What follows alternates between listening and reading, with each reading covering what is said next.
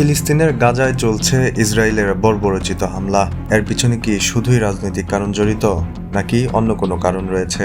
এমন সন্দেহ আরও প্রকট হয়েছে লাল গরু বা রেড হাইপারের আবির্ভাবে। গেল বছরের নভেম্বরে ইসরায়েল ঘোষণা দেয় তাদের ধর্মীয় বৈশিষ্ট্য অনুযায়ী লাল গরুর সন্ধান মিলেছে। এতদিন পর্যন্ত কোনো গরুকেই তারা কাঙ্ক্ষিত গরু বলে চিহ্নিত করতে পারেনি, তবে এখন তারা বলছে সেই গরুকে তারা পেয়ে গিয়েছে। কিন্তু কি সেই লাল গরু? তাওরাতে বলা আছে কোনো ব্যক্তি লাশ স্পর্শ করলে সে 7 দিন পর্যন্ত অপবিত্র থাকে। তাকে পবিত্র করতে হলে লাশ স্পর্শ করার তৃতীয় ও সপ্তম দিনে এক ধরনের বিশেষ শুদ্ধকরণ পানিতে তাকে গোসল করিয়ে পবিত্র করতে হবে, তা না হলে সে অপবিত্রই থেকে যাবে। সেই বিশেষ পবিত্রকরণ পানি তৈরি করতে লাগবে আবার বিশেষ একটি গরু। সেই গরুর প্রতিটি পশমকে হতে হবে লাল রঙের। একটি পশমও লাল ছাড়া অন্য রঙের হওয়া যাবে না। গরুটির গায়ে কোনো কাটা ছেঁড়া বা খুঁত থাকা যাবে না। আবার সেটিকে হতে হবে মাঝারি বয়সের। গরুটির কাঁধে কখনো পানি সেচার কিংবা জমি চাষের জল পড়লে চলবে না।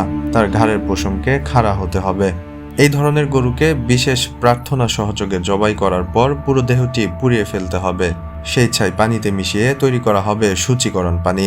সেই পানি দিয়ে যাজকেরা পবিত্র হবে। এর মধ্য দিয়েই পবিত্র হবে পুরো ইহুদি জাতি।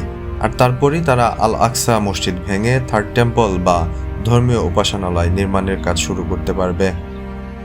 ইহুদিরা বিশ্বাস করে তাদের মুক্তি দিতে এবং সারা বিশ্বে ইহুদিদের একচ্ছত্র শাসন প্রতিষ্ঠা করতে তাদের মধ্যে একজন মসিহ বা ত্রাতা আসবেন। কিন্তু যতক্ষণ না পর্যন্ত কয়েক হাজার মুসলমানকে হত্যা করা হবে এবং থার্ড টেম্পল প্রতিষ্ঠা করা না হবে, ততক্ষণ পর্যন্ত সেই ত্রাতা আবির্ভূত হবেন না। ইসলামের ভাষ্য অনুযায়ী ইহুদিদের এই মসিহই দাজ্জাল, যে কিনা গোটা বিশ্ব শাসন ব্যবস্থার একক নিয়ন্ত্রণ নিয়ে নিবে। ইসরায়েলের কট্টর ইহুদিদের একটি গোষ্ঠী মসিহের আগমনের শর্ত পূরণ করতে বহু বছর ধরে আল আকসা মসজিদ ভেঙে সেই জায়গায় থার্ড টেম্পল গড়ার প্রচেষ্টা চালিয়ে যাচ্ছে। এই টেম্পল নির্মাণের লক্ষ্যকে সামনে রেখে চরম কট্টরপন্থী ইহুদিরা 1987 সালে সবচেয়ে বড় ও সবচেয়ে প্রভাবশালী টেম্পল ইনস্টিটিউট সংগঠনও দাঁড় করিয়েছে।